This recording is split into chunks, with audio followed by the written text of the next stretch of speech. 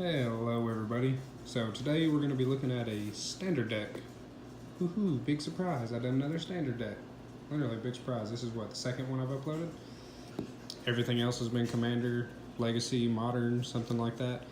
But anyways, this is one that I've been playing on Arena, and I was doing pretty decent with it, but then I hit kind of like a stale patch where I couldn't do very much with it. So I got in touch with Crim, the Asian Avenger at mtggoldfish, and submitted the deck list to him and asked him if he could play it and see if he could solve the problems that the deck had. So he played it, went to a 4-1 finish in the video that he done, and I'll leave a link to the article that he wrote and the video in the description. But so yeah, I immediately changed my deck, and there was a few things that I done just a hair bit differently than what he had, but overall this is similar to what he had done. And he done minor changes. There was like a few fringe cards here and there that I was just really wanting to play that obviously weren't working out. But the deck as a whole, he done a pretty good job at keeping it intact. So that being said, we're gonna go ahead and look at these. So we are a Arclight Phoenix deck. Now I've only got 3 because I don't own 4, so Gutter Snipe is my honorary Phoenix in this deck. So what Phoenix does is he's 4 mana for a 3/2 flying haste. Beginning of combat on your turn, if you've cast 3 or more instant or sorceries this turn, you can return it from your graveyard to the battlefield. So we want to try to get him in the graveyard and cast a bunch of instant sorceries as fast as we can to shoot out as many of these as we possibly can. And like I said, this list will be complete when I can get the other Arclight. And as a backup, since we are being heavy on instants and sorceries, obviously, because we're using Arclight Phoenix, running a playset of good old Peter, Mr. Terramander here. It's 1 mana, 1/1 flying. You can pay 8 to adapt 4, but the ability costs 1 less to activate for each instant and sorcery in your graveyard. So if we're casting a bunch of 1 and 2 mana instants and sorceries, there's a lot of times that we can just pay 1 or 2 mana to make him a 5/5. And the card that I have been obsessed with, and when this card was spoiled, I absolutely loved it, and I didn't kind of know what to do with him. Well, yeah, because I had built a Simic deck back then when he was spoiled, or when he came out, that was kind of okay, but not that great. And then Saffron Olive, also from MTG Goldfish, built a teamer list that utilized this guy. And this deck was kind of like when I built it, kind of like a callback to that deck. And it uses Deeproot Champion. 2 mana, 1/1. Whenever you cast a non-creature spell, put a 1/1 counter on him. So Deeproot Champion is good in like a sneaky kind of way. So against just straight up removal, he gets blown out. Like we have a few cards in our deck that can protect him from that. But against all of your damage-based removal and Moment of Cravings and things like that, he's sneakily good. Because if you've got mana up, when your opponent goes to lightning strike him, you can cast a few instants and sorceries and make him 1 bigger than that lightning strike, and then they wasted a spell, and you've got a 4/4 Deeproot Champion that you can swing with next turn. Same with Shock. Shock is much better in that scenario because they go to shock him. Then you can cast 2 instants and sorceries. Now you've got a 3/3 Deeproot Champion. Same thing, Moment of Craving. When they go to give him -2, you just pump him up to a 3/3, and you're good to go. And there have been many occasions where I have gotten him up to 10/10 or better, and it was everything my opponent could do to just play chump blockers to throw out in front of him. And if he isn't answered with hard removal, you can win games with him pretty easy. So the instants and sorceries. Well, first let's go ahead and look at our protection. So to protect our Terramanders, Deeproot Champions, we don't really need to protect Arclights because we can get them back all day, every day of the week. We have 3 dive downs. 1 mana instant, a creature you control gets +0/+3, gains hexproof until end of turn. So for our hard removal, or if we just don't have enough spells to pump the Deeproot or they're just going to shock our Pteramander or something, and we don't want it to happen, and dive down. We are playing 1, maximize velocity, because there are games where you just need to get in that last bit of damage, and there's some clutch games with this deck. And your opponent tap down, you play a Deeproot, and you're like, oh, I just need to get in like 4 damage. Well, maximize velocity on him, then you jumpstart this, maximize velocity on him again, he gets 2 1/1 counters and +2/+2, so you can swing in for 5.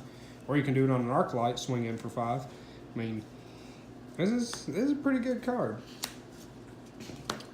And we are also running 3 Spell Pierce as protection and just counter spells. 1 mana, counter target non-creature spell unless its controller pays 2. Go ahead into our removal suites. Running 4 shocks. Ooh, look at that one. Just 1 mana, 2 damage to a creature or player. There's a lot of occasions where you just want to send this at your opponent's face. Most of the time you want to send it at like a Shield Pyromancer or a Lana War Elf or something, but there's sometimes when you just want to send it at your opponent's face and it does a world of good. 3 lightning strikes, 2 mana, 3 damage to creature player, same thing. Sometimes you want to throw it at your opponent's face. Most of the time it's going to be removal. We have 2 beacon bolts, 3 mana, deal damage to target creature equal to the total number of instant and sorceries you own in exile and in your graveyards, and it has jumpstart. So you can pitch a card, pay its mana cost, and cast it from a graveyard. We are running 4 ops, 1 mana, scry 1, draw a card. 4 chart a course, 2 mana, draw 2 cards, and discard a card unless you attack with a creature this turn. And this one, one of the cards that I've done a little bit differently than Crim, he put in a lava coil main board.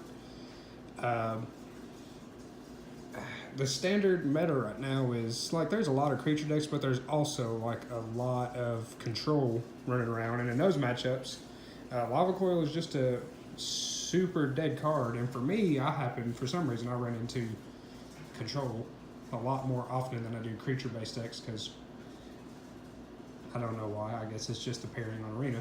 But anyways, lava coil was a dead card for me, so I tried, or I'm currently trying out Tormenting Voice, and it's working fairly decent, having a 5th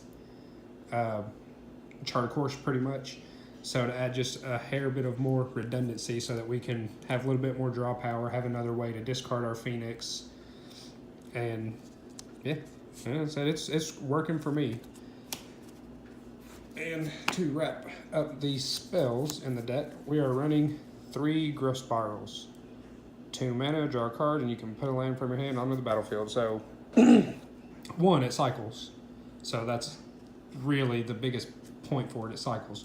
But in games where we're running a little bit slower, like we just didn't draw that well or something, we can turn 2 play this, drop a land, and turn 3 Phoenix and start attacking. I mean, that's always an option there. And I've done that on multiple occasions. Turn 3, drop a Phoenix attack, turn 4, drop another Phoenix attack, and just hold everything in my hand, because I know once you've got 2 Phoenix down and you're attacking, they're probably going to board wipe, and when they do, you just dump your hand the next turn and swing in for 6 more. So the mana base, this also done a little bit different than Crim. So Crim in the mana base had went up to 4 breeding pools, 4 steam vents, and I've still got on Arena, I have the right mana base. Well, what I like for the mana base. On this, I don't. So the only difference from what I've done and what Crim's done is, like I said, he went out 4 breeding pools, 4 steam vents. So I'm running 2 Hinterland Harbors, 2 Rootbound Crags, 1 Stomping Ground. And this is where I would like to swap this. Well, hold on. We'll go ahead and do these. Get out of the way. 4 Sulphur Falls. And so I've got 4 breeding pools and 3 steam vents. The only problem is, so I have steam vents in a Grixis Dover in Modern, and I have a few commanders that have steam vents in them. And it's just so hard for me to take the cards out of there because I know once I take them out, I'll forget that I've taken them out, and I'll go to play that deck and then shuffle and get to play in and then draw a card and realize it's an empty sleeve, and then I'm screwed because I'm like, oh crap, there's no card in this because I took the steam vent out and put it in here. So for now, I'm running 3 steam vents, 4 breeding pools, where I want 3 breeding pools, 4 steam vents. And the reason I done that was his mana base just had 1 of each basic, and that was fine. However, I wanted to give us an extra breed. We are dominant in blue. We have a whole lot more blue 1-drops. And for the chance that I could draw a way to not damage myself, to have 1 extra chance of that, I thought was a little bit more important than the extra shock land. Just because this deck does struggle against aggro some. Not some, a lot. Yeah, if you've got an aggro go wide deck, we can win, but it's not easy. Alright, so that being said, let's get into the sideboard. And this Crim sideboard was also a little bit different than this. However, at the end of his video, after he played the deck, he realized that the sideboard may need to be changed up. So this is kind of taking his comments at the end of the video and sculpting the sideboard according to that. So 1 fight with fire, 3 mana, kicker for 6, deal 5 damage to a creature. If it was kicked, 10 damage divided among any number of targets. It's never going to be kicked in this deck. It's 3 mana, kill Lyra, pretty much. A Disdainful Stroke, 2 mana, counter spell, converted mana cost 4 or greater. And where I said he had the lava coil main board, I'm running 2 lava coils on the side. It's 2 mana, 4 damage to your creature. If that creature dies, exile it instead. 2 Direfleet Daredevils. Ooh, that's a pretty Direfleet Daredevil. That one, no. This one, yes.